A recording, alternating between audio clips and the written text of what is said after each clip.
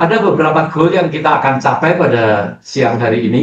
Yang pertama, kita coba mengerti atau memahami bagaimana dinamika keluarga itu akan mempengaruhi proses pemulihan seseorang dengan gangguan mental. Ya.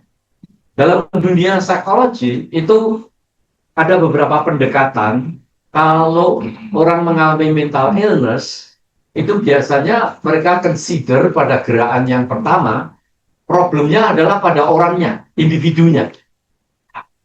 Tetapi kemudian 50 tahun sesudah Freud misalnya memberikan teori yang boleh dikata paradigmanya itu lebih individualistik, kemudian muncullah teori yang sebetulnya berangkat dari wanita. Ya. Jadi wanita itu cara berpikirnya sama pria beda.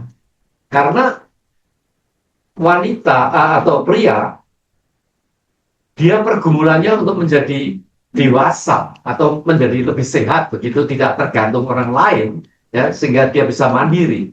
Itu perjalanannya dia harus berpisah dari ibunya. Karena beda identity.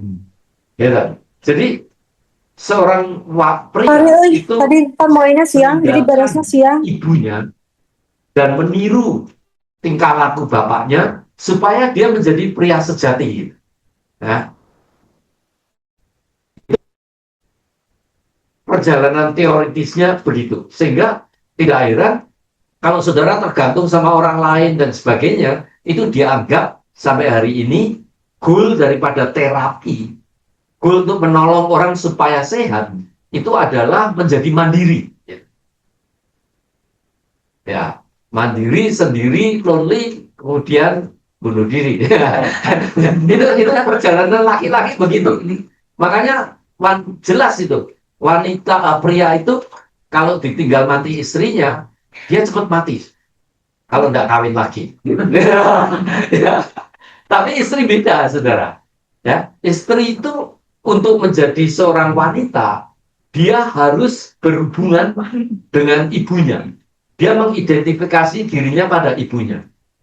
Jadi sistem relationship interdependent antara ibu dan apa namanya, kalau antara mami dengan anak itu dengan wanita itu akan menentukan apakah wanita ini akan menjadi seorang wanita yang sehat dan tidak. Dengan kata lain, sistem relationship itu akan menentukan apakah orang itu menjadi sehat atau tidak. Itu dua paradigma yang berbeda. Dengan kata lain, saudara bisa lihat, at least di jemaat saya tidak tahu di Indonesia. Saya lihat ini orang, apa namanya, waras sama waras, sehat, ya. Kawin itu bisa jadi gila semua. Saudara pernah ngamati gitu? Mungkin di sini nggak ada. Di Amerika banyak. Ya, orang sehat sama sehat, kawin itu saya pikir tambah sehat. Malah, you know, menjadi tidak sehat. Tapi saya lihat orang waras, apa ini orang gila sama gila, kawin malah jadi tidak gila. Jadi yang menentukan apa? Relationship, sistem yang menentukan. Dan ini ada dua pendekatan. Satu, kalau problem itu orangnya yang problem, sakit seperti sakit gigi. Tapi pendekatannya kedua, no, sistemnya. Dansanya bagaimana? Orang sakit bisa jadi tambah sakit atau bisa sembuh dengan relationship. Kalau relationshipnya betul. Itu dua pendekatan teori. Jadi kita akan coba memahami bagaimana dinamika keluarga, proses pemulihan seseorang. Karena saudara melawan dan merawat, itu akan sangat menentukan outcome daripada keberhasilan seluruh keluarga.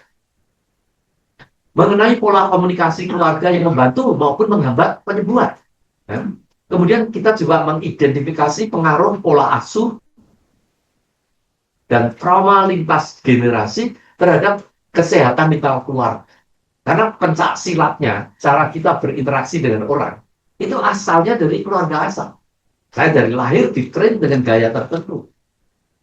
Parentingnya tertentu, cara menanggapinya tertentu. Pada waktu nikah, wah itu rame itu. Kan? Apalagi di Amerika. Anaknya, ya, dia grew up di Amerika, yang individualistik. Di sini, Indonesia lebih group oriented. Lebih orang tua harus dihormati. Loh, negosiasi, Pak. Nah, orang negosiasi, anaknya minta negosiasi, dianggap kurang ajar sama bapak. Itu kan terjadi perang campur. Relationship, karena yang sehat bisa jadi tidak sehat, karena salah value gitu. Karena value-nya berbeda. Kalau orang Indonesia lebih fokus pada obedient, nurut, harus semuanya beres. Wah, orang Amerika itu menghargai privacy, menghargai, argue pendapat, self-assertive. Jadi, kalau Anda bisa argue, itu berarti lebih sehat. Bahwa di sini, kamu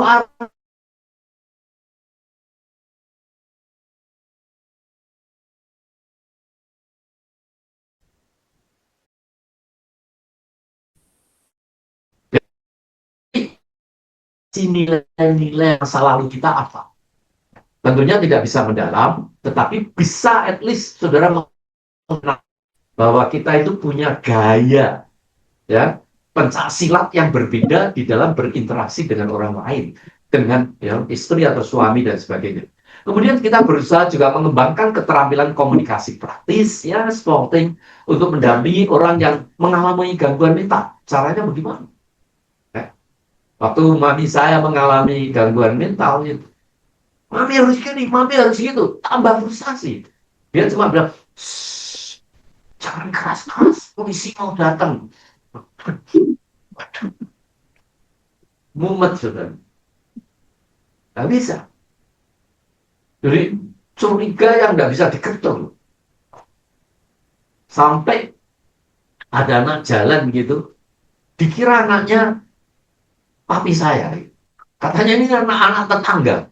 Wah, marah-marah sampai dia pergi ke kantornya papi. Jalan. Itu bisa sampai sedemikian, kekuatan pikir manusia itu luar biasa. Ya, cara mengatasi bisa mengubah, bukan hanya tubuh, cara berpikir luar biasa. Itu hanya gara-garanya stres. Jadi manusia itu lahir dengan kerapuan masing-masing. Nah, ada orang yang tahan rapuh, yang kuat. Tapi mami saya, dia punya vulnerability di dalam skizofrenia, di dalam stres. Papi saya ngalami sama-sama stres, tetapi tidak kolek, dia tahan. Mami tidak tahan. Karena apa? Bawaannya lain-lain. Orang lahir itu kan bawaannya lain-lain. Saya begini suruh ngangkat 1 ton, ya tidak bisa. Tidak percaya, coba saja saudara suruh ngangkat 1 ton. Karena bawaannya itu udah beda-beda. Orang lahir itu temperamen beda, kekuatan beda, kekuatan jiwa juga beda-beda. Itu dalam dunia psikologi dianggap ada korelasinya dengan ayah ibunya atau neneknya atau apa gitu. Jadi, nah, kesadaran seperti saya misalnya, mami saya vulnerable di bidang skizofrenia atau stres, ya. Karena itu saya harus hati-hati kalau menghadapi, memanggul beban itu.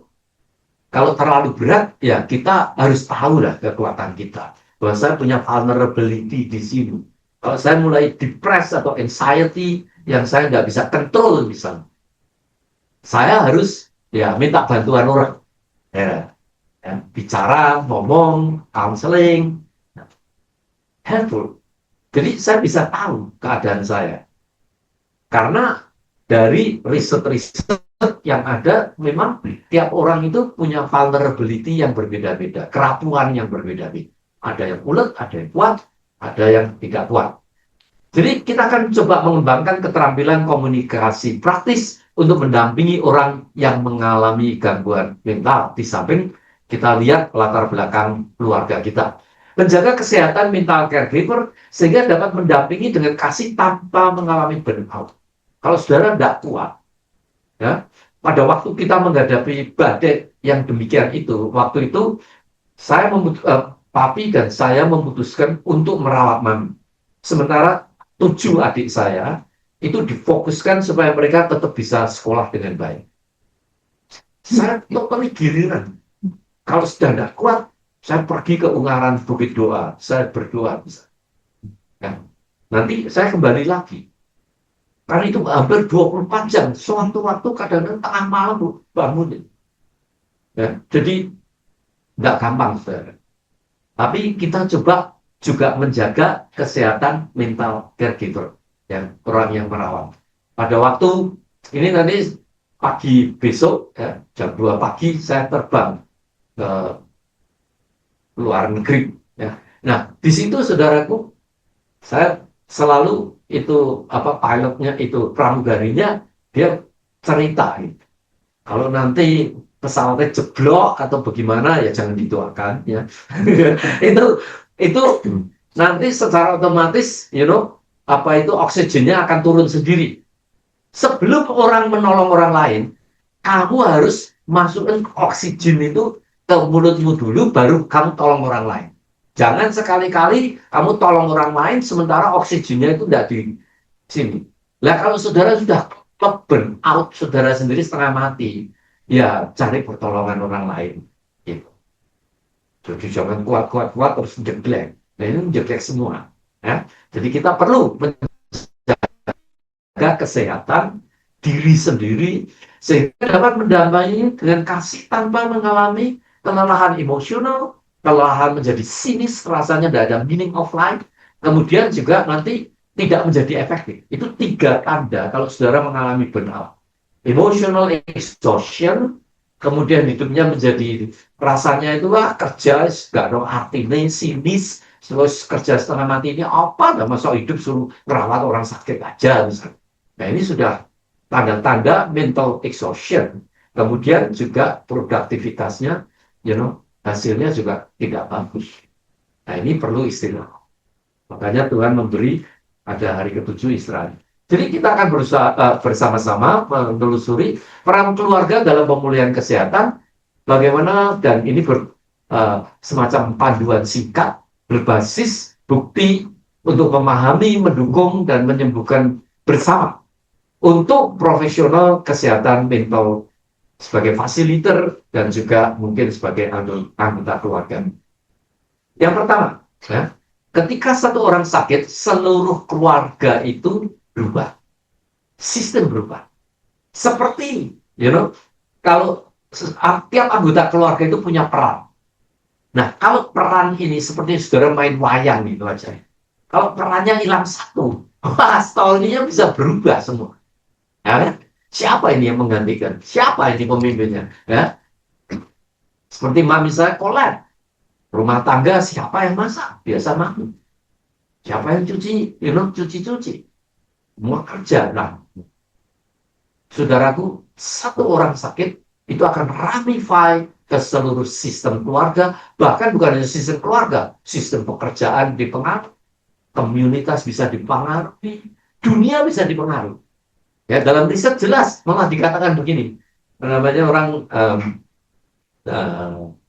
Batson namanya. Dia riset benar-benar flapping wing of the butterfly di Australia.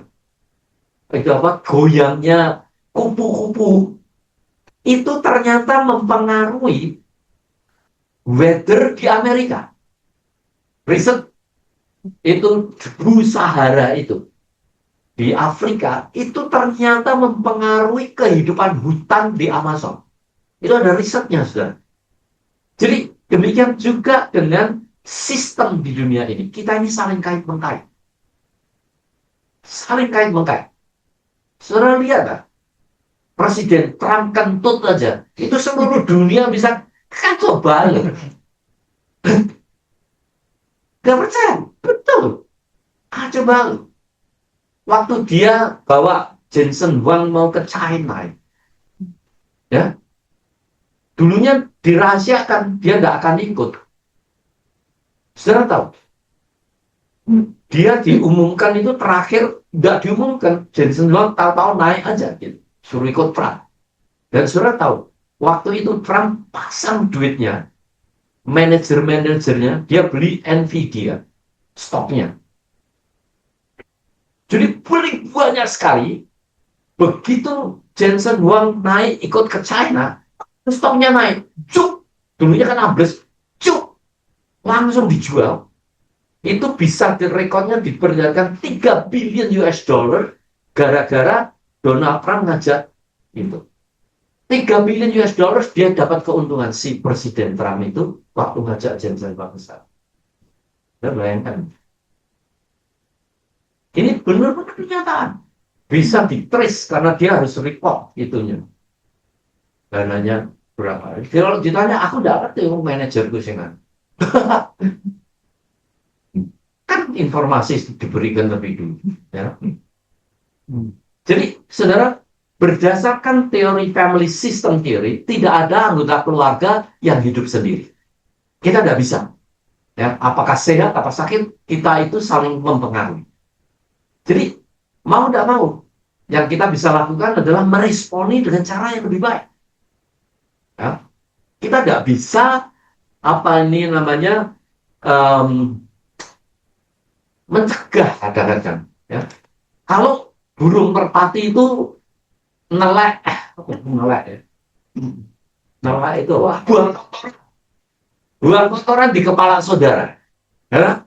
Tapi saudara bisa mencegah kalau burung merpati itu bersarang di kepala kita. Itulah sistem di hidup ini. Ada banyak hal yang kita tidak bisa cegah. Termasuk kalau keluarga mengalami, harus berjuang dengan satu kesehatan mental. Tapi kita bisa mencegah supaya kita juga nggak ikut-ikutan gitu ya. Kita bisa mencegah, kita bisa menanggapi di tengah-tengah badai itu dengan lebih baik. Nah, riset banyak memberikan pertolongan di sini. Gimana cara meresponinya, bagaimana cara menghadapi situasi-situasi yang tidak kita inginkan. Jadi, berdasarkan family system theory, tidak ada anggota keluarga yang hidup sendiri. Ketika satu orang mengalami gangguan mental, seluruh sistem akan ikut berubah. Perannya berubah, cara komunikasinya berubah, pengalaman dengan mami saya, emosinya bergeser, membentuk siklus yang terus-menerus gitu. Saudara bisa lihat aja, kalau anak depresi, number one, gitu, cycle-nya. Oh, anak depresi, maka ya mungkin ayahnya responnya keras. Itu aja kok sedih. Makanya malah nggak ditolong, malah dijerumukan. Ya kan? Anak menjadi keras. Nah, ibunya lihat gitu kasihan, lah, protektif. Jadi, dengan kata lain, ibu sekarang menggantikan peran ayah. Nah, ini kalau terus-terus, saudara merasa diabaikan. Ya, dan lihat deh. Nih, saya minta 4 volunteer deh. 2 laki, 2 perempuan. Mari. Ya. Oke, 2 perempuan. Ya, terima kasih. Mungkin, let's see, supaya bisa dilihat ya. Mungkin di sini nggak apa-apa. Nah, ini ya. Bapak, silakan duduk sini. Ibu, silakan duduk sini. Nah, ini ya. Ya, apa-apa. Udah, enggak apa-apa. Sini dulu. Nah, sini aja. Nah, ini kan. Nah, bayangkan gini, Ibu silakan duduk di sini. Bapak, ya silakan duduk di sini. Ya, saudara bisa dengar suara saya ya?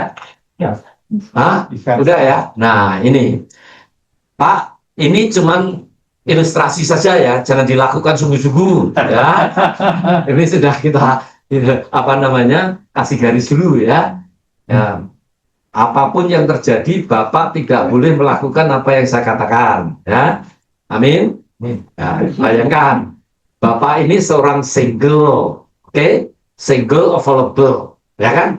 Ibu juga begitu, single available, masih gadis, masih ting-ting, masih. Nah, kemudian maka role-nya dia punya peran sebagai masyarakat. Perannya apa? Adalah orang yang single available, ya kan? Bisa kawin sama siapa saja kalau mau, kalau laku, ya kan? Gitu kan ya. Ini juga sama. Nah, satu hari ketemu di apa namanya? Ini tadi seminarnya Handoyo. Nah, kemudian single. Terus kesetrum, saudaraku. Kesetrum, jadi mereka itu nggak bisa pisah, gitu. Ya. Nah, ini yang namanya jatuh cinta. Ya, kata orang, kalau orang jatuh cinta itu, tai kuda rasanya seperti permen coklat. Lah, itulah. Nah, akhirnya dibawa, singkat cerita, ya tak?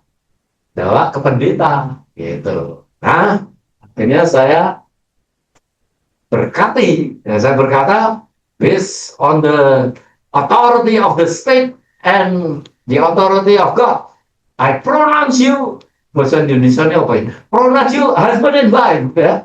Aku, ngomong Indonesia gak ngerti aku, ya. I pronounce you, ya. Deklarasikan. Ya, deklarasi kamu saat ini menjadi husband and wife, ya, bujuk, suami dan istri. Nah, sekarang role-nya sendiri siapa? Suami, ibu, role-nya apa? Istri. Kemudian ada sistem relationship namanya suami, istri. Kemudian ada sistem yang namanya keluarga, ya. Dan dia berhubungan dengan sistem dunia lainnya, ya. Gak single lagi loh, Pak, ya. Tuh. Nah, kemudian dia melakukan tugasnya sebagai suami istri. Gitu, siang malam dia lakukan itu. Kemudian 9 bulan kemudian, keluar ini dulu. Deng, monsternya datang.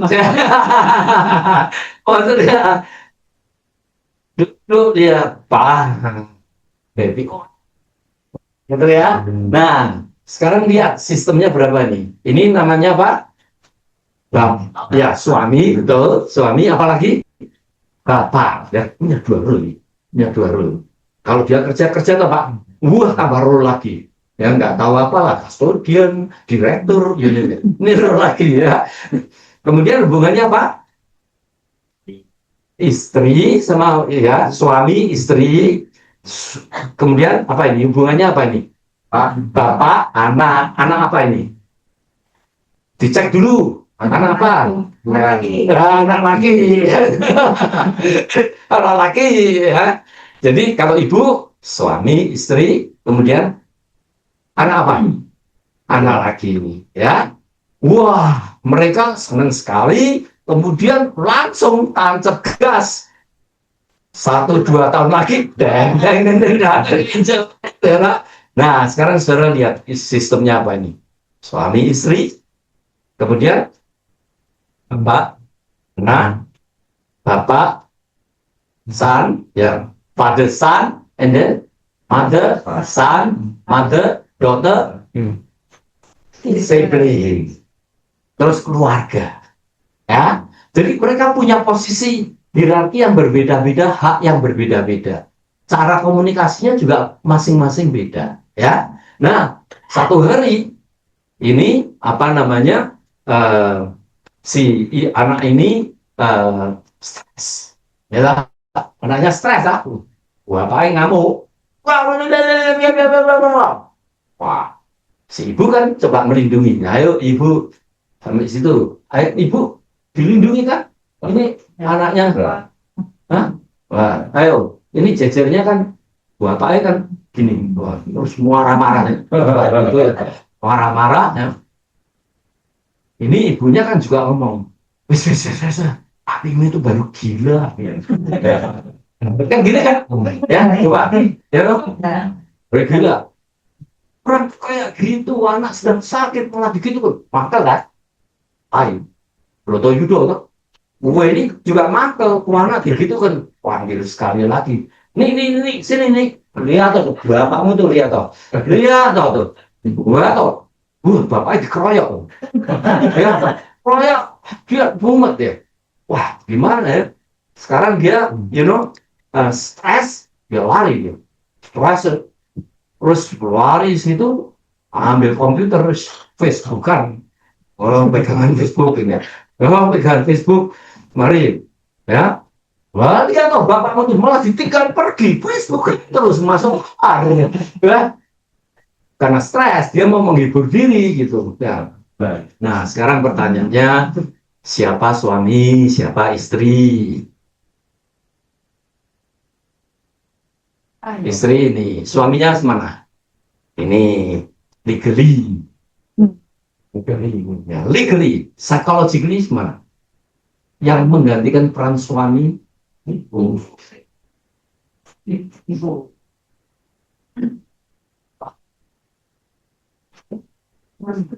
Tinggalkan. Jadi papi dan mami. Hah? Mami, ya? Jadi mami. Mami. Ya, Nah. jadi papi mami. Papinya siapa? Sama itu kan? Nah, papinya mana? Begitu kesel, ngomongnya sama-sama. Sama anak. Dan sama ini tuh.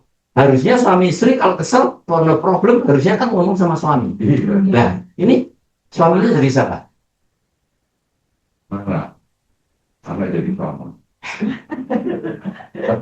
Anak jadi suami. Ini udah kawin, secara psikologis tuh. Ya, anaknya nggak makin stres loh. Sudah stres, masih dibebani stres. Nah ini juga stres. Kenapa? Terus istrinya dia apa? Ya, punya pengalaman ya bu. Ya, kok Nih, saudara lihat, sistem bisa berubah. Saya ketemu ibu ya, di satu negara lain, nggak di Amerika, nggak di Indonesia. Dia datang sama saya, Pak, saya punya anak 3. Anak saya ini kok melahirkan di luar nikah semua, disuruh kawin nggak mau. Orangnya tuh mau ngawini, dia nggak mau. Komplainnya begitu. What is the problem here? Nah, saya lihat sistem ini. Saya hanya bilang, saya hanya tanya begini. Loh, bapaknya di mana? Oh, itu lihat loh, bapak ini. Ditunjukkan kantor dengan penuh komputer. Nah, wis dah. Kalau soal anak, dia nggak ngerti apa-apa. Anak makanya susah kawin sama orang lain. Nah, wis dikawin nih sama boy. Udah connect. Nggak, psychology connect. Yes, exactly. Punya pengalaman nih. Lah intervensinya bagaimana? sebalik. Berdua. Mari merundingkan bersama-sama. Ini komunikasinya yang diperbaiki. Nah, kalau ini beres, mereka bersehati memberikan security pada anak-anak. Anak-anak dibiarin aja. Nah, kalau enggak, ya gimana orang jadi suami? Poliandri lagi. Buy one get one two free. Oh, betul. Makanya orang itu enggak bisa punya anak, ya, warnanya aja lain-lain. Susah itu. Karena mau komitmen sudah digondeli maminya ini. Betapa, perkawinan atau keluarga menjadi berantakan karena begitu kan. Nah, cepet kawin. Kawin, wah maminya marah-marah. Wajar terus. Kehilangan suami kan dia. Gini. Berapa banyak? Orang tua berkata, wah kurang ini, disuruh kawin, tapi kurang ini, kurang itu. Ya orangnya mumet lah, jadi skizofrenika. Bingung. I love you not. kawin tapi jangan. Itu namanya double bind. Dalam riset dibuktikan dalam 2-3 generasi polanya double bind begitu. I love you not. Biasanya ada skizofrenia. Itu sistem komunikasi. Bukan karena brainnya problem atau apa. Just komunikasinya aja yang salah. Semuanya enggak benar. Hubungannya enggak benar. Sistem. Bisa skizofrenia. Double bind semacam ini. Keturunan ini. Bukan keturunan. Gen. Betul. Dan gen, apakah itu keturunan dan tidak? Dalam dunia psikologis jelas ditemukan. Gen itu bisa di turn on dan turn off. Ada gen namanya ya yang bisa di turn on and turn off melalui pembelajaran, melalui pendidikan semacam begini. Bahkan dalam dunia psikologi itu ada psikolog tuh jangan dilabel orangnya. Apa yang kamu label? Semua orang punya depresi. Semua orang kadang-kadang paranoid. Ya kan? Tikus jalan dikira harimau. Ya kan? Kekasih jalan dikira pencoleng. Ya kan? Bisa kan? Tapi istri orang lain dikira istri kita. Ya kan? Bisa juga. Masalah paranoid ya. Masalah kesalahan persepsi. Yang namanya delusi atau apa. Setiap orang punya degree begitu. Ini udah Pak. Oh iya. Iya. Masalah. Kasih balik tepuk tangan untuk mereka. Ya, begitulah saudara ya.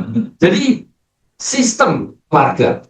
Anak depresi, ayah keras, ini aja example aja gitu. Bisa macam-macam. Dan saudara bisa mengidentifikasi di dalam pola relationship dalam keluarga. Role-nya harus pas.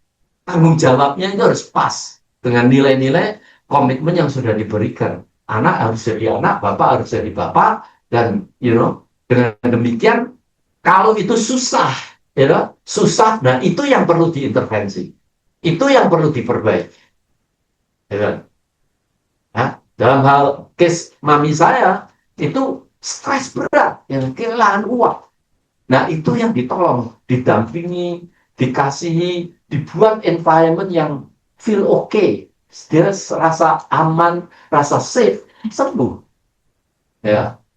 Jadi bukan, saya kasih contoh nih. Nah, beberapa tahun yang lalu saya ketemu anak muda, ya, baru nikah. Dia datang, dia, Pak, aduh gimana nih? Istri saya, pergi ke psikiatri, dikasih obat, skizofrenia.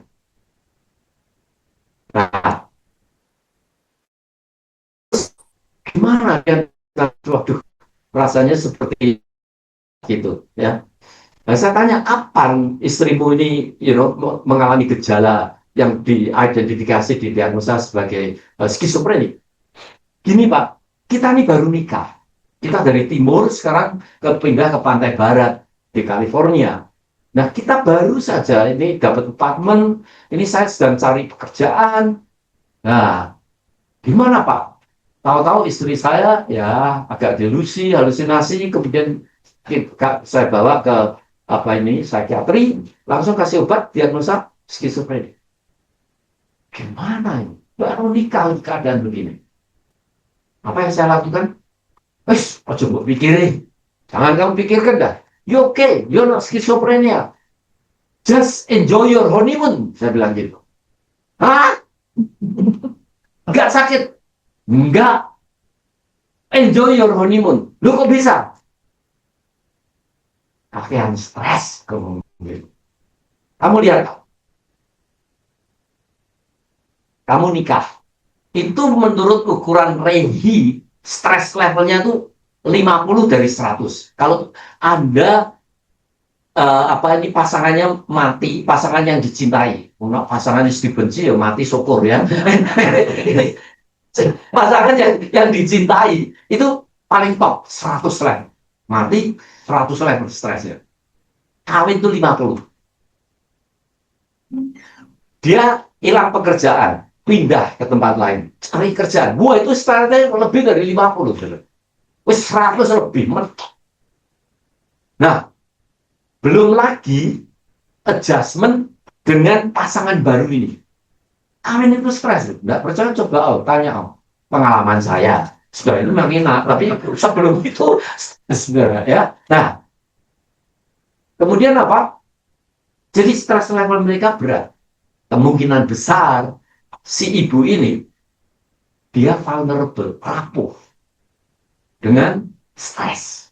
Sehingga munculnya itu gejalanya seperti skizofrenia. Ya. Sementara suaminya itu mungkin gennya bawaannya itu kuat. Sehingga stres gitu ya dia masih mental aja gitu. Masih ulet, masih kuat. Nah, kenapa saya mengatakan, wah enjoy aja honeymoon. Supaya stresnya kurang. Cari apartemen, cari komunitas, cari, uh, uh, pekerjaan. Nanti kalau kamu settle semua, you will be okay. Hari ini anak itu, keluarga itu yang anak 3 atau 4. Nggak pernah kembali lagi, hanya satu intervensi. Mereka stable. Mami saya juga sama, stres berat, keluar gejala. Sampai hari ini pun kalau stres berat akan muncul dari waktu ke waktu. Dia lebih vulnerable. Tapi kalau suasananya aman, semua bisa mengerti, seperti safe haven, no problem, normal. Ya? Jadi saudara bisa lihat sistem keluarga, sistem interaksi orang dan sebagainya. Itu karena itu caregiver is very important. Nah, di tengah-tengah badai kehidupan, mari kita lihat di dalam keluarga masing-masing apa yang Anda akan lakukan di dalam menghadapi badai kehidupan. Dan caregiver di dalam keluarga itu merupakan orang atau faktor yang sangat penting untuk menentukan keberhasilan perjuangan anggota keluarga kita dengan mental illness. Amin. Mari kita istirahat, makan siang, nanti kemudian kita lanjut, gitu ya. Nah, Anda siap nanti pertanyaan-pertanyaan sesudah makan siang. Ya.